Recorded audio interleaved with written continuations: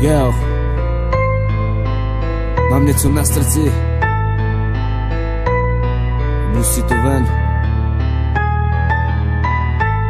Chtěl bych se s váma podělit do jeden příběh, který znám. Doufám, že si z toho vemete aspoň jedno malý ponaučení. Poslouchejte slova. Začalo to hádkama, utíkání z tomu. Kdo nechce věřit tomu. Dennodenně poslouchá, jak se hajdají rodiče. Leze mu to na nervy, on chce uvolnit se. Půlka jeho života byla strávena venku, ta druhá polovice byla strávena v děcáku. Tu chvíli, když potřeboval mámu, ona ta pro něj nebyla, on měl z toho traumu. Nikoho nemá, aby se někomu svěřil. Nikdo tam není, kdo by jemu vlastně věřil.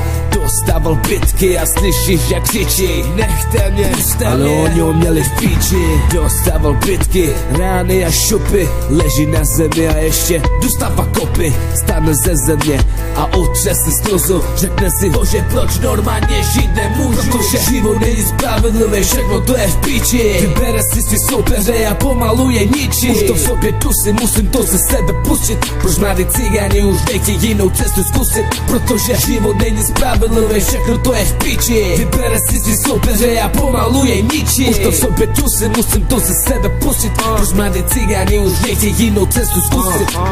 Nemá žádnou budoucnost ani žádný sen, je tu další den, máma ho vyhodila za ven. Je zase na ulici, pro něj to není žádná novina. Nikdo tam není pro něj chábří ani rodina. Je zase na ulici špinavej a hladovej. Lidi procházejí a dělají, že ho neviděj. Proč to musí prožívat pořád dokola? I když to nevíde, tak stále prosím Pana Boha. Proč na něj koukáš a proč mu nepomůžeš? Jsem z toho vedle, řekni vážně existuješ. Nevím, co si myslet a nevím, komu věřit. Když malý kluk trpí a nikdo to nechce řešit. Proč musí trpět, proč to musí vidět? Proč táta nemá zájem a máma musí šílet? Proč musí trpět, i když je ještě mladý?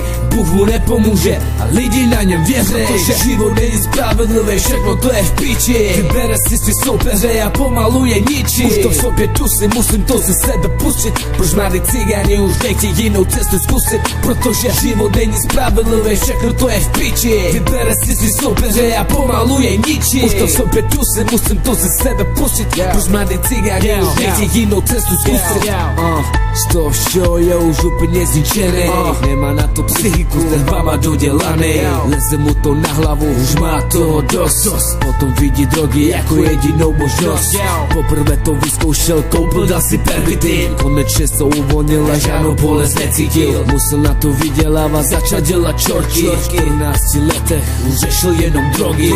Já v tom nějakou dobu ještě víc padal dolů. Za to můžu rodiče vychovávali zlobu. Řekne si, nemám co ztratit, jsem žebrák. Péčko mu nestačilo, přešel na herák.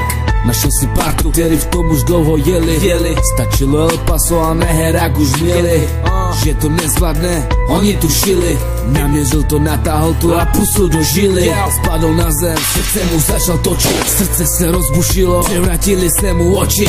Od té chvíle se chlapec vůbec neprobudil. Odpočívej v pokoji, tohle si nezasloužil. Protože život není spravedlivý, všechno to je v píči. Vybere si svý soupeře a pomalu je ničí. Už to v sobě dusím, musím to ze sebe pustit. Proč mladí cigáni už nechtějí jinou cestu zkusit? Protože život není spravedlivý, všechno to je v píči. Vybere si svý soupeře a pomalu je ničí. Už to v sobě dusím, musím to ze sebe pustit. Proč mladí cigáni už nechtějí jinou cestu zkusit?